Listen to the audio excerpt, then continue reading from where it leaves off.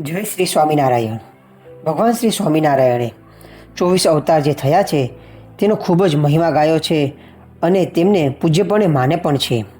ગઢપુરમાં દાદા ખાચરના દરબારમાં જે વાસુદેવ નારાયણનો ઓરડો છે તે ઓરડામાં બેસીને વામનજીનો મહિમા ગાયેલો છે તે વાત આજે આપણે સાંભળવી છે.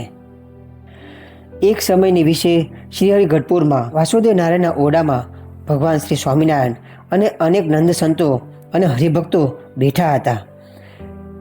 તે શ્રી વાસુદેવ નારાયણના ઓરડે ઢોલિયા ઉપર શ્રીહરિ બિરાજમાન હતા ને પોતાના મુખારવિંદની આગળ અનેક સંતો અને હરિભક્તો બેઠા હતા. તે વખતે સદગુરુ શ્રી નૃસિંહાનંદ સ્વામી વગેરે સાધુ સન્મુખ બેઠા હતા. મહારાજનું શરીર ઉઘાડું હતું. તે મૂર્તિના દિવ્ય વિગ્રહના દર્શનનું સુખ લેતા હતા. ત્યારે નૃસિંહાનંદ સ્વામીએ હાથ જોડીને શ્રીહરિને પૂછ્યું છે, હે મહારાજ, આવું ને આવું તમારી મૂર્તિના દર્શનનું સુખ અંતરમાં અખંડ રહે ખરું? ત્યારે શ્રીહરિ કહે, તમોગુણ, રજોગુણ, સત્વગુણ જ્યારે જીવની વિશે આવે છે ત્યારે અંતઃકરણને ફેરવી નાખે છે, એટલે મુક્તિનું સુખ રહેતું નથી અને સમજણને ફેરવી નાખે છે. અને તે ગુણ કારણ શરીરમાં રહે છે. તે કારણ શરીર કેવું છે? તો એ કારણ શરીર તો કોટી બ્રહ્મહત્યા જેવું છે ને જીવને સુખ આવવા દેતું નથી. તે જેમ ઇન્દ્રને એક બ્રહ્મહત્યા વળગી હતી, તે સુખ આવવા દેતી નથી ને એ કારણે એનું શરીર પણ કૃશ થઈ ગયું હતું. તેને એક દિવસ નારદ મુનિ મળ્યા ને પૂછ્યું, ઇન્દ્ર, તું આટલો બધો દુર્બળ પતલો કેમ થઈ ગયો છે? ત્યારે તેણે કહ્યું, મુનિવર, મને બ્રહ્મહત્યા વળગી છે તો કોઈ વાતે સુખ આવવા દેતી નથી. આ સુણીને નારદજી કહે, ઇન્દ્ર, હું તને ઉપાયની એક વાત કહું પણ તે તને મનાશે નહીં.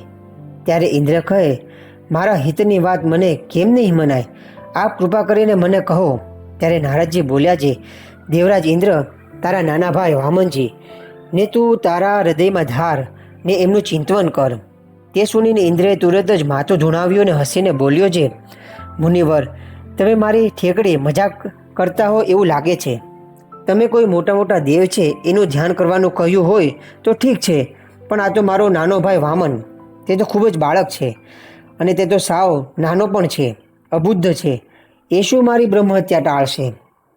દેવરાજ ઇન્દ્રના વેણ સાંભળીને નારદજી બોલી ઉઠ્યા કે મેં કહ્યું હતું ને કે તને મારી વાત નહીં મનાય.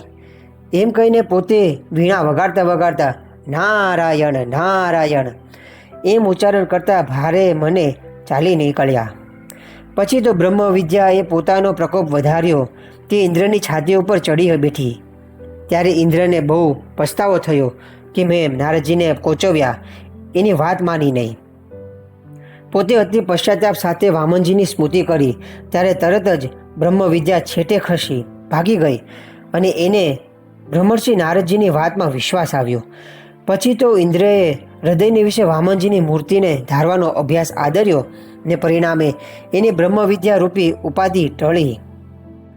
આમ જો ભગવાનની મૂર્તિ અંતરમાં અખંડ રહે તો કારણ શરીર નાશ પામે. તે વિના કોટી જાપ કરે તો પણ કારણ શરીર નાશ ન પામે. માટે જેને સુખી થવું હોય એ જીવને વિશે ભગવાનની મૂર્તિ ધારો ને મૂર્તિ હૃદયની વિશે બિરાજે એટલે અંતરમાં નિરંતર આનંદ રહેશે. જય શ્રી સ્વામિનારાયણ.